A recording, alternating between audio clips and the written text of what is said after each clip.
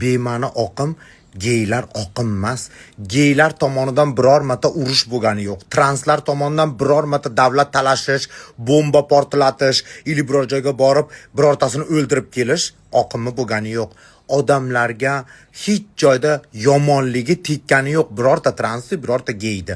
Oqim deb ana dinni maska qilib olib, hijobga kirib olib, bir joylarda portlatib, davlat bilan urushtirib yurgan senlardiki, sen qilayotgan ishing oqim hisoblanadi. Между прочим, гомосексуалист latentный.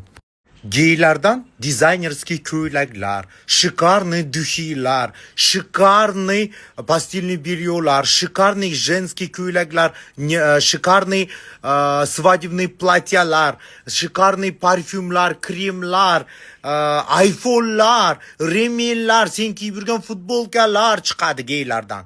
Yomonlik chiqmaydi, bu oqim emas. Afsuski adashasan. O'zinglar kallinglar bilan o'ylab ko'ringlar. Biror marta eshitdinglarmi? Birorta geylar to'planib biror joyda portlatib yoribdi deganini. Yo bo'lmasam biror joyda birortasini iznasiyot qilib o'ldirib ketibdi deganini geylar, translar, lesbiyankalar, yoshi LGBTlar biror joyda birortasini portlab ketdi, yo urush boshlabdi, yo biror narsa bo'libdi deganini eshitganmisizlar? Biror joyda eshitganmisizlar? Sizlar to'lka eshitgansizlar.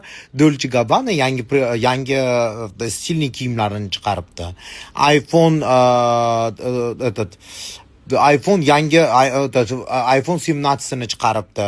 Yo bo'lmasam duxiylar chiqaribdi. Shunaqa narsalar eshitgansizlar xolos. Chiroyli narsalar, chiroyli kiyimlar, chiroyli hech qachon birovga og'iri ham tegmagan, birovga yomonligi tegmagan. Men qo'llab-quvvatlamayapman. Men ko'payib ketishini xohlamayman. Prosta men sizlarga elementarni tushuntirib beryapman. Yo'q, geylar, to'lka translar hammasi turki go'zallik yaratadi.